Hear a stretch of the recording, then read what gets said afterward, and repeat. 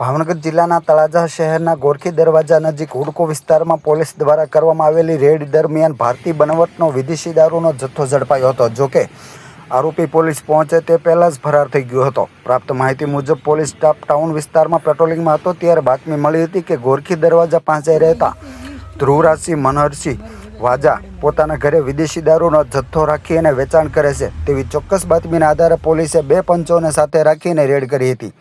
Police જ્યારે સ્થળ પર પહોંચે ત્યારે આરોપી હાજર મળી આવ્યો નહોતો, પરંતુ તેના રહેણાંક મકાનની તપાસ કરવામાં આવતા એક થેલામાંથી 180 mlની કંપની સીલપેક બોટલો મળી આવી હતી. પોલીસે કુલ 40 બોટલો કબજે કરી હતી, જેની અંદાજિત કિંમત ₹12,000 ગણવામાં આવી છે.